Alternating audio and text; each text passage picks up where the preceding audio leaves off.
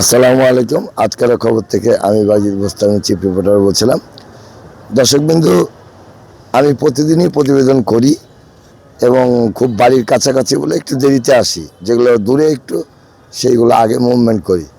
আজকে ভদ্রাতে কিছু অনাকাঙ্ক্ষিত ঘটনা হয়েছে, যাকে বলে ছাত্র ক্ষমতা। ছাত্রদের ক্ষমতা দেখাতে যে সামান্য একটা বিষয় নিয়ে দোকান ভাঙচুর হয় ভদ্রাতে। দর্শক বন্ধু, সেখানে আমরা যদি ভিডিও করতে যাই আমাদেরকে অবরুদ্ধ করে এবং ভিডিওটুকু কিংবা প্রতিবেদনটুকু করতে দেয়নি। যাই হোক, সেই বিষয়ে প্রশাসনিক লোক আছে, দেখবে। কারণ প্রশাসনিক লোক যে দেখবে সে কথাটাও বলা ভুল হবে আমার। কেন? প্রশাসনের হাত পা ভেঙে দিয়েছে জনগণ। এই প্রশাসনকেও আবার সেই ক্ষমতাসীন হতে হলে আবার রক্তক্ষয়ী যুদ্ধ হওয়া লাগবে একবার, তাহলে প্রশাসন অন্তত আগের জায়গায় ঘুরে আসতে পারবে আমার মনে হয়। কারণ এখন সাধারণ জনগণও প্রশাসনকে দেখে ভয় পায় না, যার কারণে অহৈতুক কিছু কার্যকলাপ চলছে এবং সবচেয়ে বেশিরভাগ খাত চলছে ছাত্রদের মধ্যে। ছাত্র বললেই সে জানতে হবে যে তারেক জিয়ার ঊর্ধ্বে। আমার তো মনে হয় তাই। আমাকে যে কোনো একটা ছাত্র, মেডিকেলের ছাত্র বলছে, কার সাথে কথা বলছেন আপনি জানেন? এই কথাটা শুনে আমি খুব দুঃখ পেয়েছি এবং ক্ষোভের সহিত বললাম যে আপনি কি তারেক জিয়ার সেক্রেটারি না খুদ তারেক জিয়া? যাই হোক, এই বিষয়ে আমি আর বলবো না। আর এরা যদি পাস করে ডাক্তার হয় তাদের সেবা কীরকম হবে এবার বুঝতে পারছেন। আমার মতো একটা জার্নালিস্টকে যদি সে প্রশ্নবিদ্ধ করতে পারে, তাহলে আপনার মতো গ্রামে থাকা লোক পাত্তা পাবে? কোনোদিন না। যাই হোক, আল্লাহ ভরসা, দেখা যাক কি হয়। তারপরে তো আমরা আছি। আমি নিজে পরিচালক হয়ে নিজে প্রতিবেদন করি কিছু কিছু জায়গায়, তার কারণ আছে। আচ্ছা দর্শকবৃন্দ, আজকে যে বিষয়ে প্রতিবেদন করতে আসছি মোটামুটি আমার মিশন ক্লিয়ার হচ্ছে এবং কিছুটা ত্রুটি আছে, সেই ত্রুটি আমরা তুলে ধরছি। মাঝে মধ্যে দেখছেন কিছু রুগীর লোক আসছে রিক্সা নিয়ে, কিন্তু তারা বুঝছে না যে এই রিক্সাটা ভিতরে ঢুকানো যাবে না। এই 10 মিনিটে আপনি যদি এখান থেকে লাগে বাজার যেতে, অবশ্যই আসার টাইমেও 10 মিনিট লাগবে। কারণ অনিয়মিত হয়ে আসছে অনেক দিন থেকে। এটা নিরসন করতে হলে অন্তত সেই সময়টুকু দিতে হবে এবং পরিশ্রম করতে হবে। তার জন্য আমি আমার চ্যানেলের পক্ষ থেকে প্রতিদিন আমার টাকা ব্যয় করে হলেও আমি প্রতিবেদনগুলো করি। কাদের জন্য করি? গরিব দুঃখী মানুষের, অসহায় মানুষের পাশে আমি দাঁড়িয়ে আছি। আমি কোনো টিকটকার না, আমি কোনো ক্রেডিট কন্টেন্ট না এবং আমি কোনো অ্যাডভার্টাইজ করতে আসিনি। আপনাদের পাশে আছি এবং যদি খুবই গরিব হয় তারও ব্যবস্থা আমাদের কাছে আছে এবং আমরা সেই কাজ করে থাকি। তবে যাচাই বাছাই করেই সেই অনুদানটা দেওয়া হয়। যদি আসলে সেই ভাগদার হয় এবং সে যদি খুবই দরিদ্র হয়, অবশ্যই আমরা 800 টাকা একটা লিমিট আছে কার্ড আমরা দিই। এর আগেও আমি যতদিন ধরে প্রতিবেদন করে আসছি কম বেশি যারা বলে এবং তাদেরকে যাচাই বাছাই করে দিই সেই কার্ড যেই দোকানে নিয়ে যাবে 800 টাকার সে ওষুধ পাবে। যাই হোক, সেই বিষয়ে আর বলছি না। বিষয় হচ্ছে ভিতরে আমাদেরকে অ্যালাউ করতে দিচ্ছে না, কারণ একটাই, যে ভিতরে অনৈতিক কিছু কার্যকলাপ চলছে যেইগুলো মিডিয়ার সামনে যদি আসে প্রকাশ হয়ে যাবে, যার কারণে কোনো লিখিত নাই। আপনি যদি আমাকে বলেন মুখে, আমি তো শুনবো না। আইনের আওতায় থাকবে এবং এটা সরকারি হসপিটাল, একটা জার্নালিস্ট ঢুকতে পারবে না, এটা কখনো আমাদের ভালো কিছু বয়ে আনবে না। যখন জার্নালিস্টকে ঢুকতে দিবে তখন অন্তত কিছু হোক না হোক ঝাড়ুদারকে দিয়ে ক্যানোলা 3 মাসের বাচ্চাকে হবে না, এটা আমি গ্যারেন্টি দিলাম। কিন্তু আপনারা ভালো করে লক্ষ্য করেন, এই হসপিটালে কোনো এক জায়গায় লেখা নাই যে জার্নালিস্ট ঢুকতে পারবে না, অথচ তারা নিজেরা নিয়ম বানিয়েছে। আমি এই বিষয়ে আপনার ঈদে পদক্ষেপ নেব এবং সরাসরি ঢুকবো, যদি জেল খাটতে হয় খাটবো, কিন্তু এই বিষয়ে একটা নিষ্পত্তি করবই যে কেন জার্নালিস্টকে ঢুকতে দেওয়া হবে না। কারণটা কি?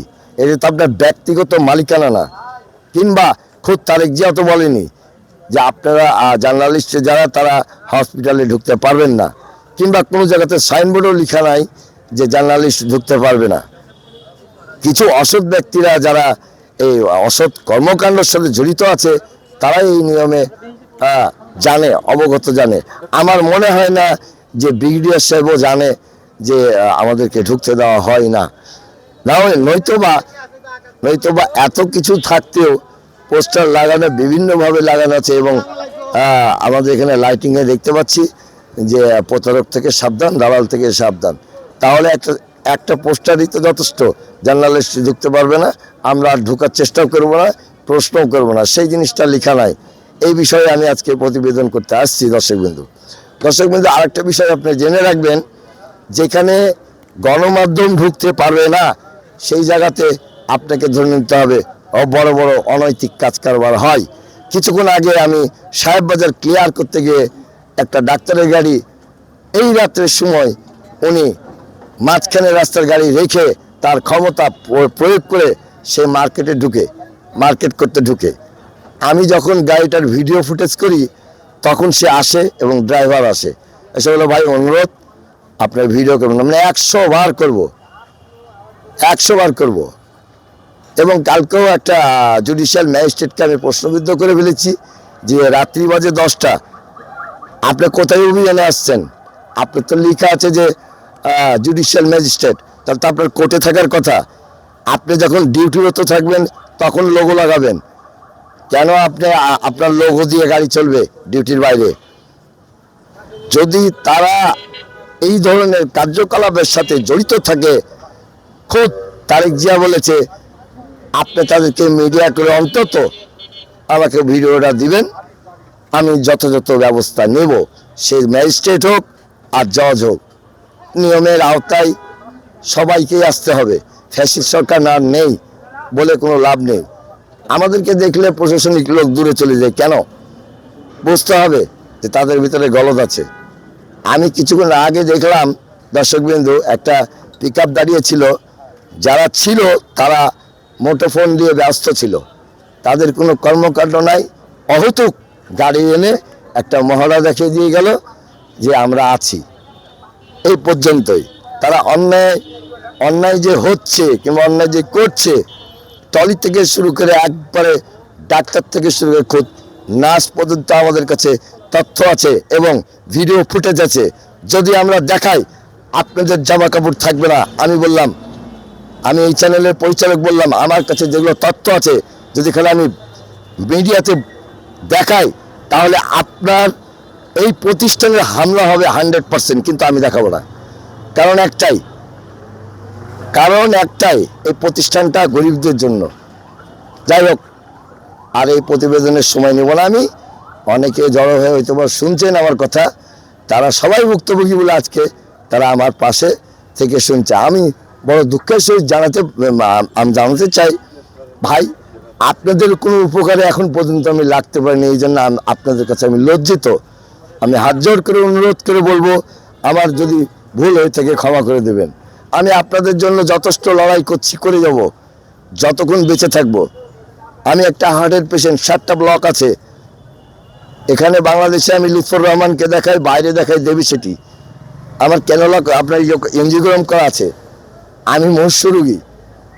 আমি এখানে সামনের বছরে 5 বার আমার স্ট্রোক হয় এবং 5 বারই আমি আইসিইউতে ছিলাম। আমার কোনো ভরসা নাই, এই আছি এই নাই, তারপরেও আপনাদের সাথে আমি আছি।